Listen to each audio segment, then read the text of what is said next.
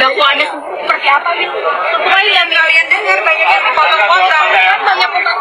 Yang iya, jadi dakwaan itu banyak ngomong tentang dokter, tapi yang ditangani Nikita Mirzani kalian ngatur-ngatur. Oke, kali ini pembahasan kita terkait dengan pernyataan Nikita Mirzani yang mengatakan bahwasanya dalam surat dakwaan tersebut yang paling banyak diomongin atau disebutkan adalah nama Dokter Samira atau dokter detektif. Benarkah demikian? Yuk kita bahas.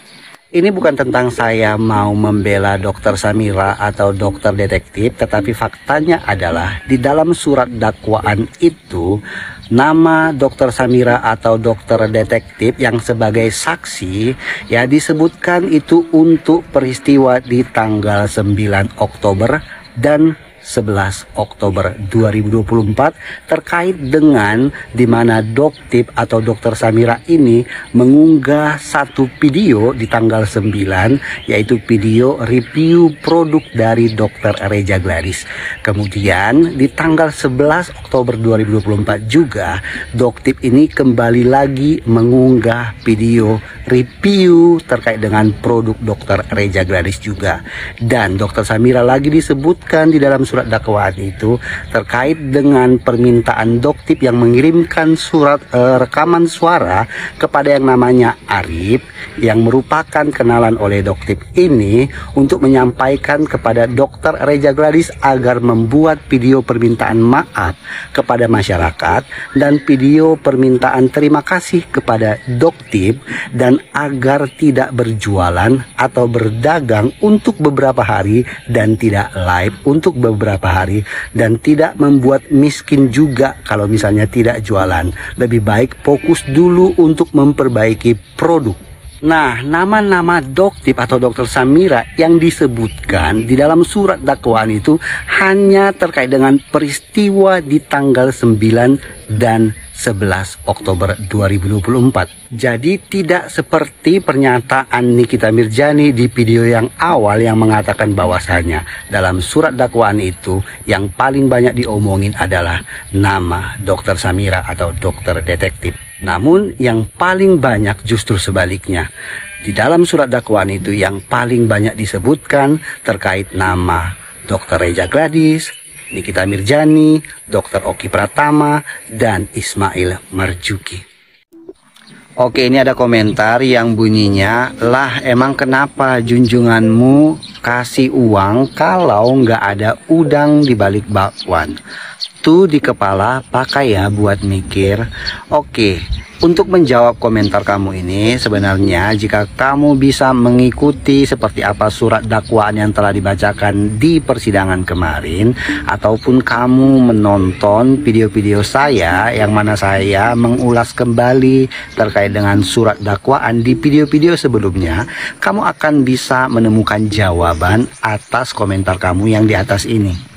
Namun jika masih belum menonton sama sekali baik persidangan kemarin, pembacaan dakwaan, ataupun menonton video-video saya terkait dengan surat dakwaan, kamu tonton aja di sini ya di channel YouTube Cumi Cumi, di mana di sini pengacara Dokter Reja Gladys bersama Bapak Timbul Limbong SHMH mereka mengulas kembali lagi terkait dengan surat dakwaan yang telah dibacakan oleh JPU kemarin itu.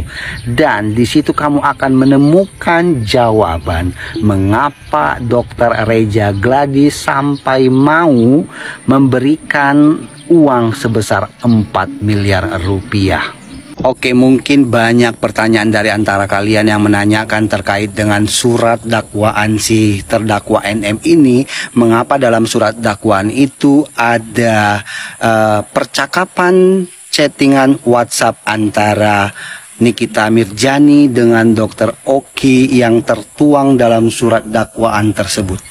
Seperti percakapan WhatsApp Nikita Mirzani kepada Dokter Oki yang mengatakan, "Dok, cus WA si Gepeng, cariin jajan untuk anakmu."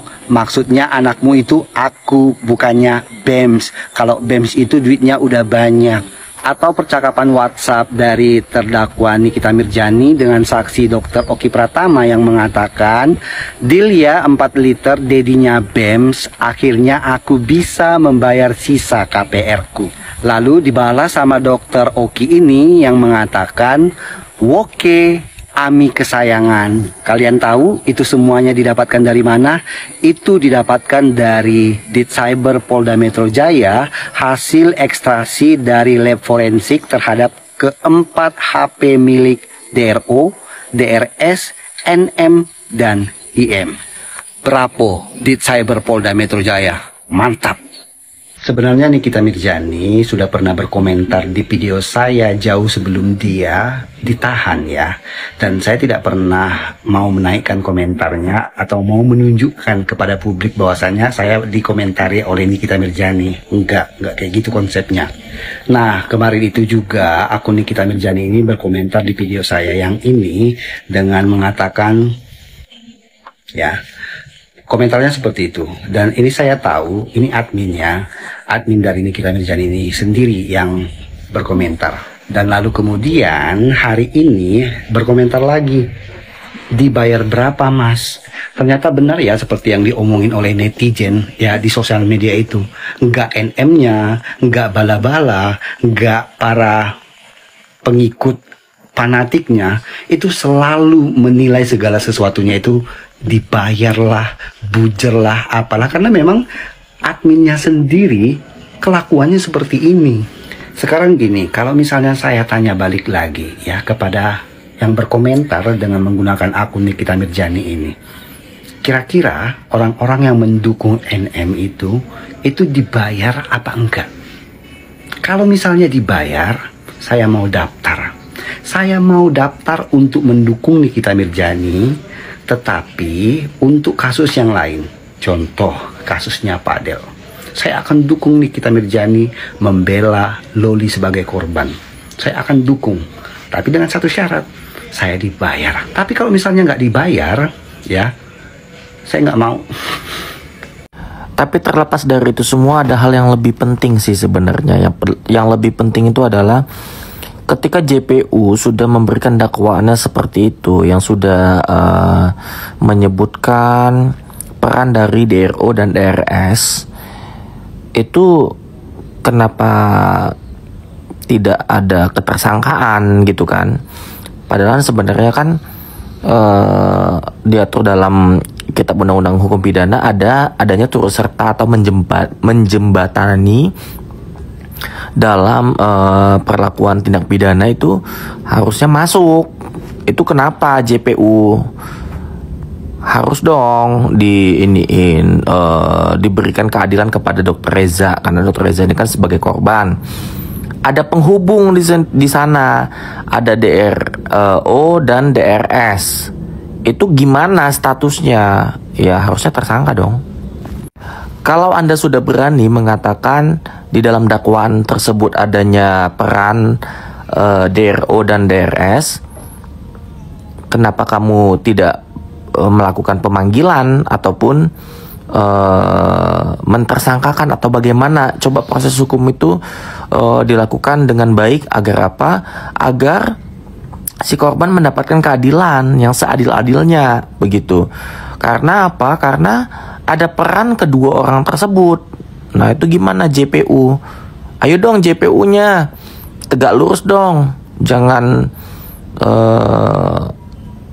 gak tegak lurus, karena Anda sendiri yang mengatakan di situ ada DRO dan DRS dalam peran pemerasan dan TPPU-nya.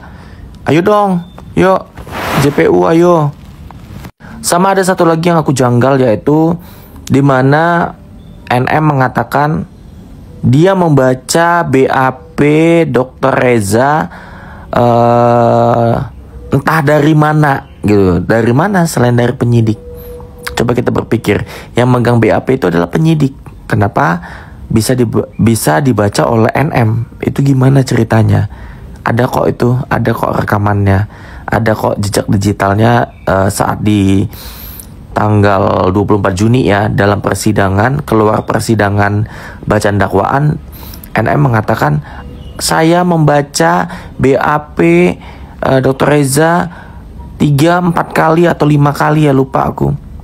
Itu ganti-ganti. Nah itu dari mana ceritanya dia bisa membaca BAP Dokter Reza? Yang megang BAP itu kan penyidik di PMJ. Itu gimana ceritanya? Ayo coba ada yang bisa ngasih tanggapan?